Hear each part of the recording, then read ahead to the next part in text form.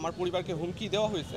তো মূলত সেখান থেকে আমরা একটা নিরাপত্তার একটা আশঙ্কা থেকে আজকে একটা জিডি করেছি। মূলত বার্তাবাজারে একটি সম্ভবত নিউজ করা হয়, যেটা আমার চোখে আসে 28 তারিখে আমি দেখতে পাই। ব্যক্তিগত জায়গায় আমি ফেসবুকে যদি একটা মন্তব্য করার জন্য মানে আমার ভাইকে হত্যা করা কিভাবে জায়েজ হয় বা আমাকেও কেন ওইভাবে মারা হবে।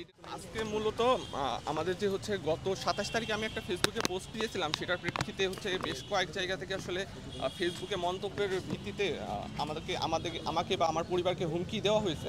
তো মূলত সেখান থেকে আমরা একটা নিরাপত্তার একটা আশঙ্কা থেকে আজকে একটা জিডি করেছি মূলত।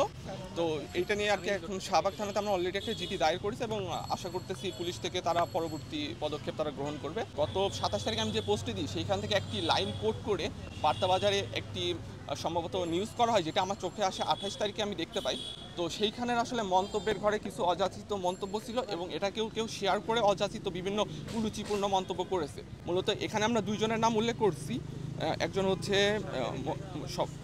শাহরিয়ার ইব্রাহিম, আর একজন হচ্ছে নওয়াজ হোসাইন ফারদিন। ব্যক্তিগত জায়গায় আমি ফেসবুকে যদি একটা মন্তব্য করার জন্য মানে আমার ভাইকে হত্যা করা কিভাবে জায়েজ হয় বা আমাকেও কেন ওইভাবে মারা হবে, এটা তো আসলে কোনোভাবেই মানে আমার মাথায় আসলে আসে না। আমাদের সাথে আসলে আমি বলি সবসময় আমরা হচ্ছে আসলে কখনোই সবসময় হচ্ছে এই ধরনের ব্যাপারগুলো চেষ্টা করি যে কোনো রকমের রাজনৈতিক দল বা কারোর সাথে কোনো রকমের যোগাযোগ না করতে, এবং তাদের পক্ষ থেকে বা কেউ আমাদের পক্ষের সাথে যোগাযোগ করার চেষ্টাও করে নাই। আবরার ফাহাদের মতো যে অতি শীঘ্রই মানে হচ্ছে কয়েকদিন আগে হচ্ছে স্বাধীনতা পদক পেয়েছে, তাকেই যদি এখন আবার হত্যাকাণ্ডকেই যদি হচ্ছে বৈধতা দেওয়া হয়, তাইলে আসলে মানে জিনিসটা তো আসলে আমাদের সবার জন্য আসলে হুমকি। শুধুমাত্র যে আমার জন্য ব্যাপারটা এমন না, কারণ আমি নিজেও ঢাকাতে থাকি, একা থাকি, আমি হলে থাকি, অবস্থান করি। এখন তো সবসময় তো আসলে সাথে তো কেউ থাকে না।